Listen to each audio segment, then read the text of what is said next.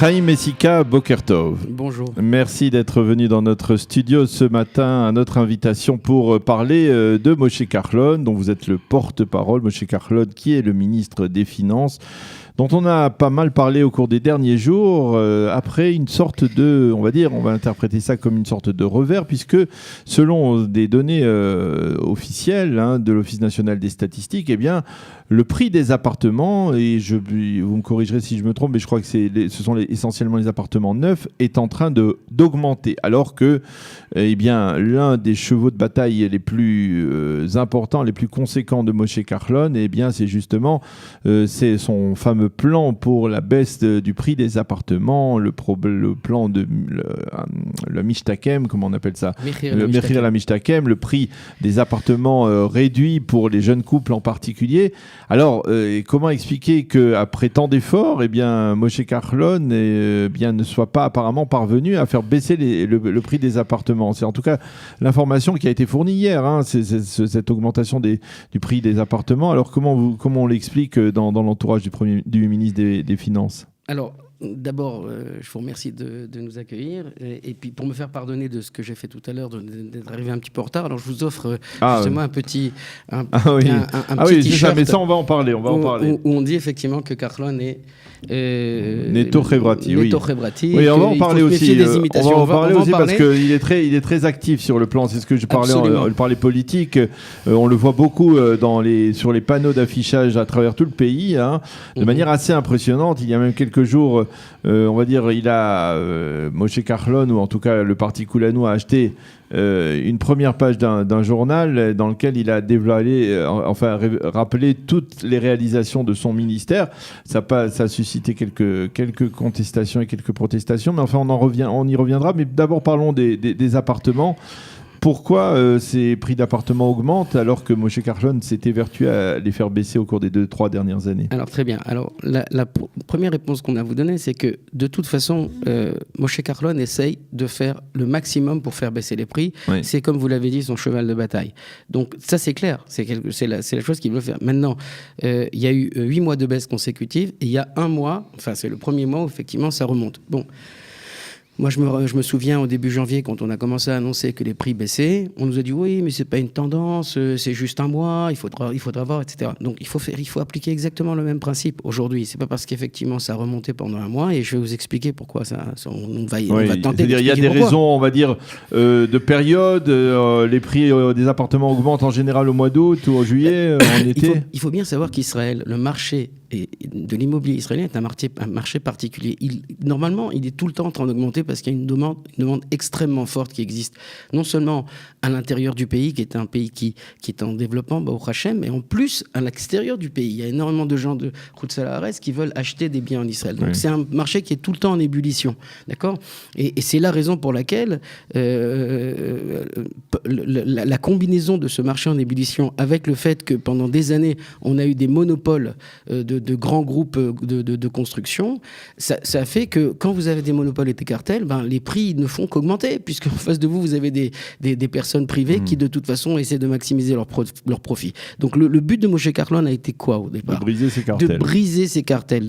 Faire en sorte déjà de redistribuer les terres gratuitement. C'est ce qu'on est en train de faire avec Mechir la Mishtaken. Et il y a eu 53 000 appartements qui ont été signés par des jeunes couples. Mais c'est phénoménal, 53 000. C'est-à-dire qu'en plus, le challenge de Moshe Kahlon a été aussi de dire « je ne dois pas arrêter la construction, je ne dois pas... » la construction, c'est il y a tout de même aussi des critiques.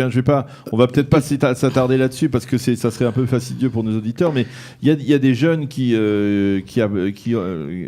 contestent en fait ce programme de Mechir la Mishtaken, qui affirme que finalement l'un dans l'autre ça coûte beaucoup plus cher même que le prix d'un appartement quand il est choisi par eux, parce qu'en fait, ils tombent sur un appartement qu'ils n'ont peut-être pas obligatoirement voulu, qui a une configuration qu'ils n'ont pas obligatoirement souhaitée, et qui finalement leur coûte cher. Il faut payer à la fois la location d'un appartement et la mashkanta jusqu'à ce que l'appartement soit construit. Donc, il y a plusieurs il y a plusieurs problèmes apparemment. Il y a en tout cas des critiques qui ont été formulées à propos de ce programme, mais on ne va pas y revenir. C'est-à-dire, l'essentiel, c'est de... Si vous lancez le pavé dans la mare, il faut quand même qu'on puisse répondre. Laissez-moi répondre sur ça. Il faut savoir qu'en Israël, c'est exactement ce que j'étais en train de commencer à vous dire. À un moment, on ne pouvait plus acheter d'appartements. En tout cas, les jeunes couples et même la majorité de la population ne pouvait plus acheter d'appartements. Pourquoi ? Parce que même en ayant 2 salaires, en cumulant 2 salaires, etc., vous ne pouvez pas rembourser les mashkantaot. Et en plus, si on vous demande d'amener 30% à l'apport, c'est impossible non plus. Donc, tout ça, c'était ce qui faisait partie du but de Moshe Carlon. Donc, qu'est-ce qu'il a fait ? Il a fait justement ce Mechir Lamishtaqen. On construit des appartements, mais on permet justement à des jeunes couples d'accéder à la propriété, d'être primo-accédants, comme on dit, c'est-à-dire d'avoir une première propriété, en leur permettant non seulement d'avoir un prix savir, c'est-à-dire raisonnable, mais en plus de n'amener que 10% d'apport. C'est exactement ce qu'il a fait. Et ça, en fait, ça a fait que, après, vous parlez des critiques que vous venez de soulever, sachez quand même que une des méthodes pour pouvoir acquérir une propriété en Israël, c'est justement de prendre une position à un certain moment. Quelle qu'elle soit, même si la configuration n'est pas exacte, même si on ne va même pas habiter dedans. Oui. Et ben, une fois qu'on a cet appartement... C'est d'avoir cet appart. Mais bien sûr, une fois qu'on l'a, après, ils auront, dans 5 ans, puisqu'ils n'ont pas le droit de le vendre pendant 5 ans, ils auront la possibilité de le revendre et là de faire peut-être une petite plus-value qui leur permettra justement d'acheter un nouvel appartement et en espérant qu'effectivement les prix seront plus raisonnables. Voilà pour la réponse à votre question. Alors ça c'est-à-dire donc de votre point de vue vous dites c'est un mois particulier, la tendance est à la baisse et elle est à la baisse en général. Il n'y a pas de distinction dans les par rapport aux sites, par rapport aux régions, par rapport aux villes. Est-ce que la baisse est constatée par exemple même à Jérusalem au cœur de la capitale ou à Tel Aviv dans les appartements de luxe, ou alors c'est uniquement une tendance dans ce que on peut appeler les appartements plus populaires? Alors, le mot tendance lui-même veut bien dire ce que ça veut dire. C'est-à-dire qu'on ne parle pas de quelque chose de nécoudati, donc de un point à un moment bien précis. Une tendance, c'est justement un chemin. Oui. Là, effectivement, on voit que la tendance depuis 8 mois, c'est à la baisse. Maintenant, effectivement, ce mois-ci, il y a eu une hausse qui est importante, de 0,9%, mais on reste toujours dans une tendance baissière sur l'ensemble de l'année. Maintenant, c'est valable sur l'ensemble du pays parce que les statistiques du LAMAS, donc de l'Office des statistiques israélien, sont sur l'ensemble du pays. Bien entendu, il y a des quartiers à Tel Aviv ou des quartiers à Yerushalayim qui ne vont jamais baisser, comme dans toutes les villes du monde. Vous savez bien que dans le 16e arrondissement à Paris ou dans le 17e arrondissement, c'est rare que ça baisse. Voilà. Alors, je voudrais revenir un peu sur un mot positif, sans aucune réserve envers Moshe Carlon, sans aucune critique envers lui. C'est cette notation de l'économie israélienne par l'agence de notation S&P qui a coté, c'était il y a une dizaine de jours, l'État d'Israël, l'économie israélienne a moins, ce qui place quelque part l'économie israélienne parmi les économies les plus stables au monde, parmi les 20 économies les plus stables au monde. Absolument. Alors, je suppose que je ne sais pas si on a sablé de champagne chez Moshe Carlon, mais en tout cas, c'est un résultat qui est important pour l'économie israélienne. C'est tout à fait important puisque ça nous permet de réduire notre dette, la dette donc de l'État d'Israël, et ça nous permet surtout d'emprunter à des taux préférentiels sur les marchés internationaux. Et ça, c'est une des clés des économies saines et fiables. C'est-à-dire la possibilité d'emprunter aux grandes banques internationales, aux grands mouvements et aux grands organismes financiers. Alors, justement, ça nous amène à dire qu'on a parfois le sentiment que Moshe Carlon a tendance à tirer la couverture à lui. C'est-à-dire qu'effectivement, il est ministre des Finances. Effectivement, c'est pas toujours facile d'être ministre des Finances lorsque au-dessus de lui, on a un homme comme Binyamin Netanyahou qui a été aussi un grand ministre des Finances et qui a joué un rôle important dans l'économie israélienne il y a une quinzaine d'années. Mais le sentiment, et je l'ai remarqué personnellement à travers justement cette première page d'un journal, l'Israël Hayom, qui avait été tapissé de toutes les réalisations faites par Moshe Carlon ou alors par le ministère des Finances, c'est que Moshe Kahlon semble s'être accaparé, on va dire, tous les résultats positifs, le crédit de l'ensemble de tous les ministères. Hein. C'est que je crois qu'il y en a un qui a réagi en disant c'est quand même un peu exagéré que le ministre des Finances s'accapare l'ensemble des réalisations de tous les ministères du gouvernement. Alors, Moshe Kahlon, et puis il y a cette campagne extrêmement visible, hein, ces t-shirts, des affiches énormes sur les autoroutes du pays où on voit Moshe Kahlon.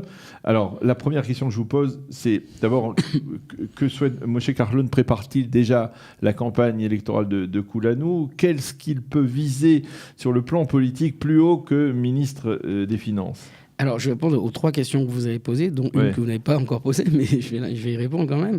La question sur le crédit. Oui, pourquoi il s'accapare tout cela? D'abord, effectivement, il a répondu à cette question. Vous savez que les journalistes israéliens, vous en faites partie, ne sont pas tendres non plus. Donc, ils lui ont posé évidemment tout de suite la question. Il a répondu de manière très simple. Il a dit, vous savez, si jamais, effectivement, le Standard & Poor's n'avait pas augmenté la note, mais l'avait baissée, qui est-ce qui aurait qui on aurait accusé tout de suite? Moshe Kahlon. C'est lui qui a fait ça. C'est à cause de lui. Mais maintenant que ça monte, effectivement, non seulement tout le monde veut récupérer le crédit, mais surtout personne ne veut lui donner le crédit. Or Moshe Kahlon a prouvé une chose extraordinaire dans cette histoire de notes de Standard & Poor's. C'est une première même dans l'histoire de l'économie. C'est de prouver qu'on peut faire de la croissance et qu'en même temps, on peut arriver à avoir une politique sociale, une vraie politique sociale.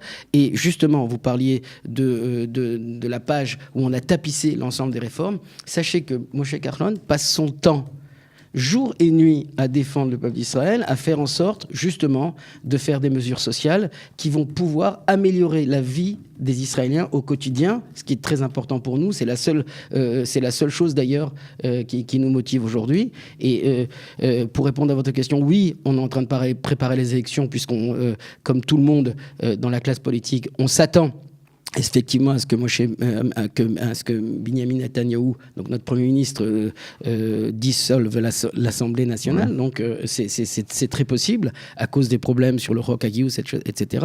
Donc tout le monde se prépare. C'est pas nous c'est pas Moshe Kahlon qui fera en sorte que les élections se déroulent, mais effectivement il se tient prêt et on vient d'inaugurer notre QG qui se trouve à Ramat Gan. Et voilà. Alors, pour les élections. Je vous ai demandé qu'est-ce qu'il pouvait viser de plus haut que ministre des Finances. Parce que c'est quand même un poste assez. Oui, alors non, mais c'est-à-dire, est-ce qu'il voudrait être Premier ministre? Il le dit pas très clairement. Pour l'instant, il se contente le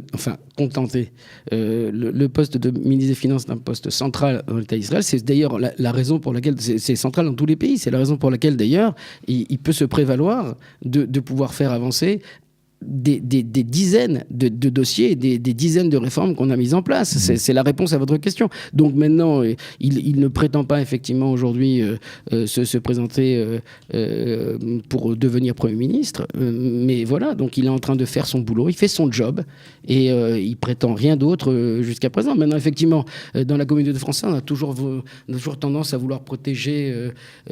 On est dans une démocratie, il y aura des gens qui vont se présenter contre Binyamin Netanyahou, avec Binyamin Netanyahou, pour Binyamin Netanyahou. Bon, il n'y a pas de problème concernant Moshe Kahlon. Lui, aujourd'hui, il fait son job de ministre des Finances. Il a promis de faire un certain nombre de réformes. Il les a fait passer. C'est aujourd'hui le ministre le plus révrati, le plus social de l'économie, du gouvernement israélien. On en est très fiers. Et il fait partie du gouvernement de Binyamin Netanyahou. Alors, un dernier mot. On parle beaucoup ces derniers temps des élections municipales. En particulier à Jérusalem, parce qu'il semble que ici, c'est-à-dire la compétition est particulièrement ardue. Pas de candidat de Kulanou.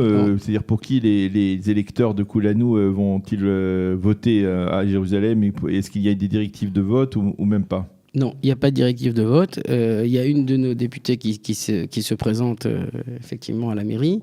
Rachel Azaria, mais il n'y a pas de... Il n'y a pas de candidat, elle ne se présente pas en tant que non, pas du tout, elle Goulanou. ne se présente pas en tant que Goulanou, et c'est une Yerushalamite, et donc elle a tout à fait le droit de le faire, et on lui souhaite beaucoup d'Atzlacha, mais c'est pas la candidate du parti Goulanou. Et pas de directive de vote. Non, pas de directive de vote. Eh bien, Chaim Messika, merci beaucoup de nous avoir éclairé. En tout cas, vous défendez bien le ministre des Finances. Merci de nous avoir éclairé sur en fait, les orientations et les perspectives de Moshe Kahlon, en particulier sur le plan politique. Merci d'être venu dans notre studio ce matin. Et bonne journée, Shabbat Shalom. Shabbat Shalom, j'espère que vous allez mettre le t-shirt. Oui, avec plaisir. Avec plaisir. Bon, je ne sais pas si j'irai manifester avec, mais en tout cas, je vous remercie. Il est joli quand même. Oui, il est très joli. Merci beaucoup. Merci.